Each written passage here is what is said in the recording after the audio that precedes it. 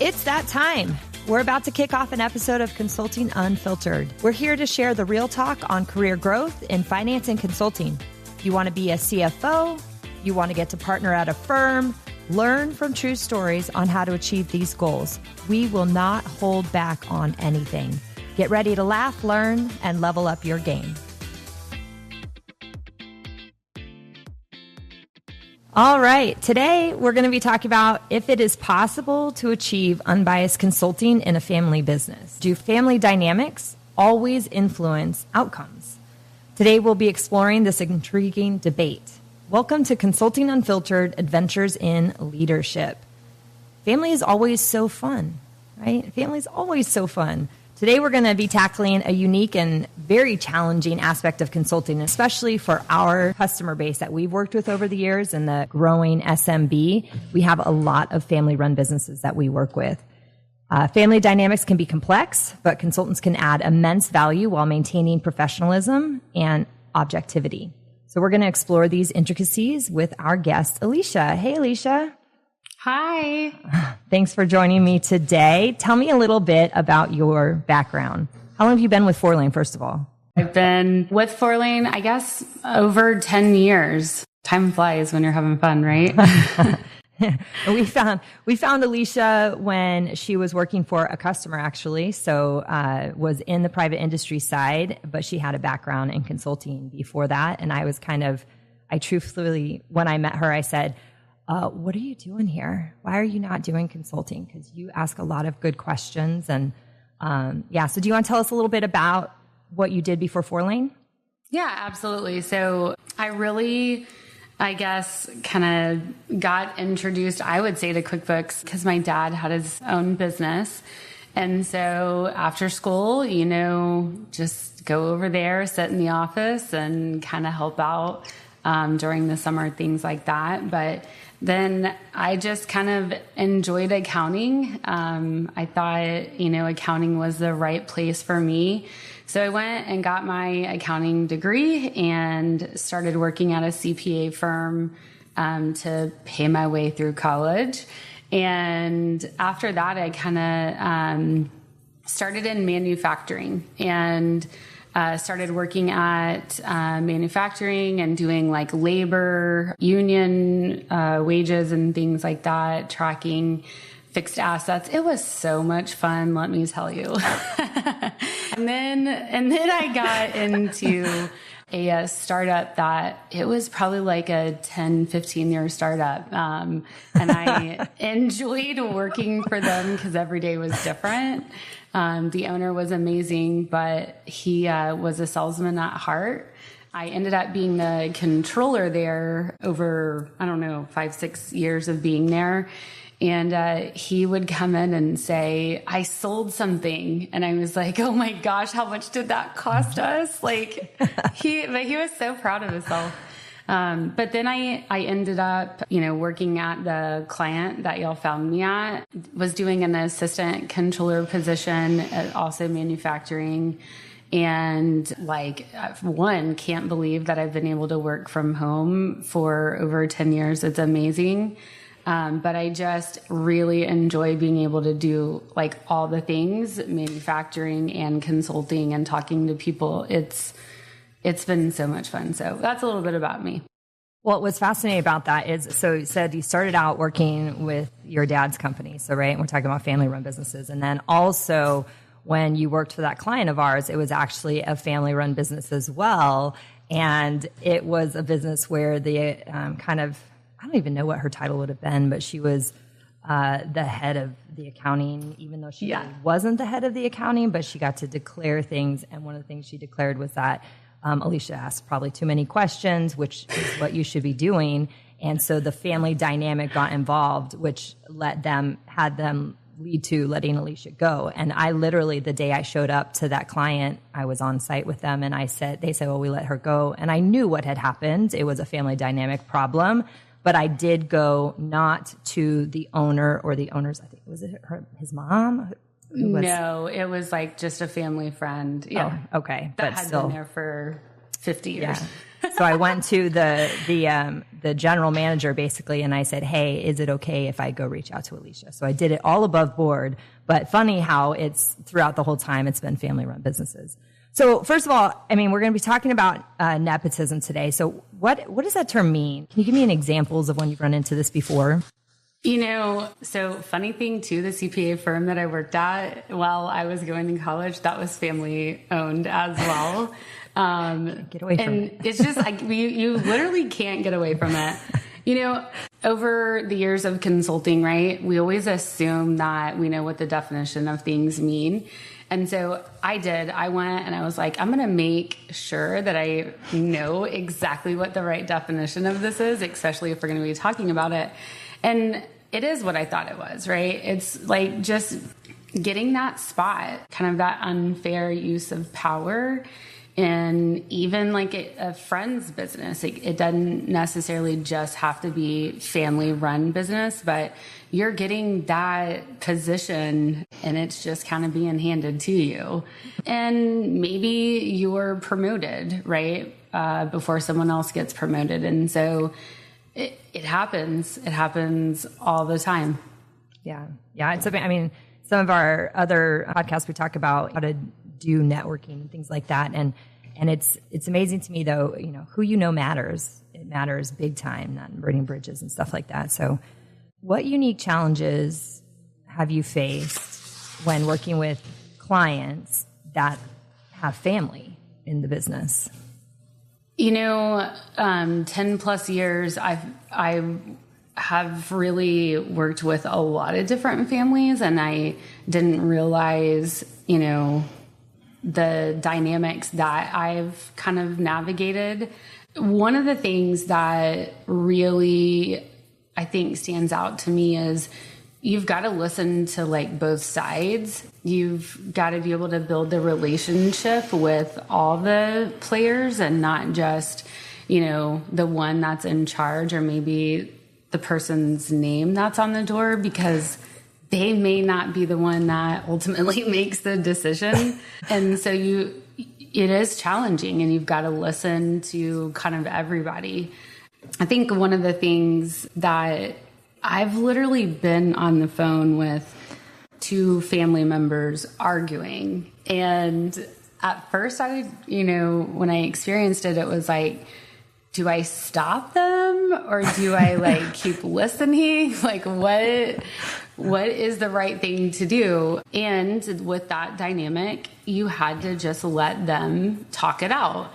And sometimes, right, you think that people are getting heated and they may not be getting heated, but you think they are, right? And it can just be the way that they communicate with each other. So it has definitely been some situations where, you got to figure out, do I stop them and say hey, let's take a second and step back? Or do I let them figure it out because they're almost there, right? And kind of learning the family members. And that's definitely helped. And sometimes they want to pull the I'm older than you card. So you got to deal with that too. Yeah. I think it's an interesting thing. I was talking with somebody just last night at dinner about he's in a relationship and he just met his girlfriend's parents for the first time. Well, there was all this drama around it, and his sister caused some drama, so he only got to meet the mom and not the dad. And he said, oh, and this was the feedback I gave to her around, how I'm going to deal with your family in the future. And I said, oh, no. You're not allowed to have an opinion on anything with her family. So in the consulting space, do we kind of have that same thing? Like, what happens when you hear the two sides arguing and you go wait a second, what, I know, do I interject, but also, are you allowed to pick sides? This is one of the things that, I have thought about this, and then I'm like, did I play the card wrong? And I have always stepped back and said, at the end of the day, family is family, right? Mm-hmm. And they, it's like husband and wives as well, right? So one client that I worked with for a very long time, it's husband, wife, sons, brother, the whole family works there. Actually, my best friend's, dad had his business and the entire family works there. And so you got to realize at the end of the day, they're going to go home with each other, or they're going to be at family functions with each other. And so from a consultant standpoint, my job is really to make their lives easier. And so if I can find a way to even help them communicate better or help them be heard, that sometimes is one of the most important things. So you kind of just say, hey, wait, let's listen to what Sally has to say, because maybe she hasn't been able to talk yet. It's not really my place to pick a side or to say one is right versus the other, because, right, at the end of the day, they are going to have to figure it out, regardless if I'm there or not. But I want to be there to help. So if I can help them, be heard and communicate and find the best decision for the company, that's really what I've always tried to do. Yeah. And that's something I've always said as well. It's, when you're a consultant, it's 50% being very good at your job, like knowing exactly what you're doing and being able to have the confidence in what you're doing. And the other 50% is playing psychologist to the customers and making sure, 100%. Yeah, whether it's family dynamic or not, like that's what we have to do. So what is tell me a juicy story. Tell me like one of the delicate situations that you encountered. Tell me one of the ones that we probably shouldn't be sharing, but we are going to share. Oh no. So, I will say it's been quite a few of those. Yeah, pick just one. I know. I'm like,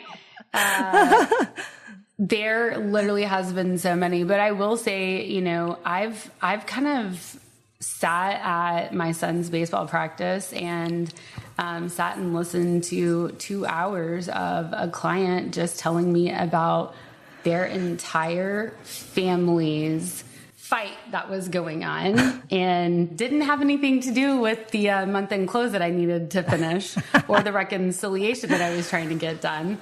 But I sat and listened to all of it. Her granddaughter and my son have birthdays very close to each other. But I know way too much. I also knew that her son, had some stomach issues, and I was on camera and I'm like, oh, great. I'm glad that they made it to the bathroom, I mean, how embarrassing. Like, don't tell me those things. But, it is definitely something which makes me feel like 100% trust me, right? To be able to tell me all those things, to kind of know the weird dynamics, that someone, has a problem, so-and-so this, like all the things. And I kind of just lock it in the back of my mind and it never goes anywhere, which is why I'm like, don't ask me these things. But it allows me to get to know them way, way more and to be able to understand where they're coming from when they're making decisions or struggling or they get frustrated really quick. Those are things that really help me understand where they're coming from and their perspective of things. Yeah. We've had, had to assist in forensic accounting, going through people with divorce, or, we've had to assist with, but it's the same thing, whether you're going through a divorce or a dissolution of business, it's the same exact thing. And it's basically just tracking numbers, and numbers, if you follow the cash doesn't lie. That's like the key to everything accounting. And as long as we can be objective with it, then, that's the most important part. Oh my gosh. When you just said that, it reminded me of a construction company where, the husband and wife, she was going to do the books, but she had never done it before. And so one day I was asking her, I'm like, can you please provide me a receipt for like this amount? It was like, $1,025. And, I'm like, I need to know where to code it. And she's like, I don't really know where that's at. I can go get it out of my Louis, but like, I was like, not thanks for telling me all that. I didn't really need to know, but also that's probably has nothing to do with the business expense. I'll just put that to owner draw. But yeah, and you got to just deal with the things and roll with it. But yeah, it's definitely a fun adventure. So how do you stay objective when there are all these emotions? What are tools that you use that help you to stay calm or not raise eyebrows, or what do you do? Oh, you mean not show everything on my face? Because like that is probably one of the hardest. I think, trying to put myself in like each person's shoes and trying to see where they're coming from. My dad worked a lot with my brother, and we had cousins and uncles, and his brother worked there, so it is hard because I've seen, like the ins and outs, right, of it, the nitty gritty of a family run business. And I've seen the stress that, I knew every year when it was time for insurance, renewals with my dad, because he was not a happy camper getting that big old bill, right?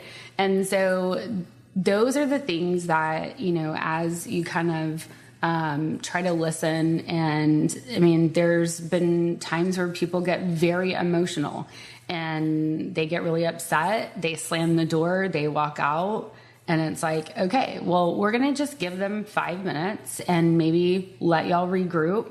Let me see if I can call them and just talk to them. Right. And it's about being heard as well. So, the one side of, or like also working from home, right? The comfort of my home is that I don't have to be right there in front of it, but I have been right there too. I've literally had a employee leave when I was doing migration and workflow builds for a company, and she got really upset, slammed the door, said I quit. And bye. I'm like, okay, let's call her. Maybe we need to go to the bar. But it definitely allows, being remote, it does allow for me to take a couple of seconds, right? Take a deep breath, think about how I'm going to respond, and then also just make sure I'm listening, right? If I'm not listening and I'm not hearing where each person is coming from, and I am trying to have a motive that isn't what they're, wanting, then, obviously the consulting isn't going to work. Right. And so I definitely have to make sure that you just got to take that deep breath and, also repeat. That's the other thing that I feel like I've, learned over the years is just, go, okay, so this is our goal, right? And when you have one person that is in left field and the other one's in right field, it's like, I've pointed out before, you guys are not even in the same baseball field, right? Like you are playing softball and you are playing major league. So let's figure out, where do we go? Right. Maybe I should have said you're playing t-ball in major league, because softball, is just as competitive. So anyways, but it is a thing, right? That you've got to figure out how to navigate and get them to kind of understand where they're at, what's their perspective in the situation, and then how do we come together and make it work? All right, so here's the big question to wrap things up today. Is it possible in a business for family to be objective? Is it possible for family to not come first, or is family always going to come first above business? I mean, I'm on the fence about it, right? Because of everything that I've seen. But I will say that, is it possible? Absolutely, it's possible. I think that, if you look at the people, their positions, who's best qualified, and you're making those decisions as a business owner versus with your heart, which sometimes you have to go on your gut, right? But you're looking at all the pros and cons and the future and the direction, and not just about so-and-so needs a job, right? Where would they be? Because that individual that you are putting in that position, you need them to be really good at their job to help you get to the next level. If they don't have the skills, then they shouldn't be there. It's right fit, right? And so it is 100%, but does it always happen? Well, then what I say on the other side is that can it work? Sure, it can work. But ultimately family is going to be family. And if for some reason family is going to maintain the job, generally what I've seen is that they kind of stick them in the corner and pay them, but then they don't let them be very present. So anyway, thank you so much for the time today, Alicia. I had a great time talking about all these family dynamics. And join us next time for Consulting Unfiltered Adventures in Leadership. And that's a wrap on another amazing episode of Consulting Unfiltered. Don't miss out on all the candid chats and practical wisdom coming your way. Hit that subscribe button to stay connected and keep taking those steps forward in your career. We'll see you soon.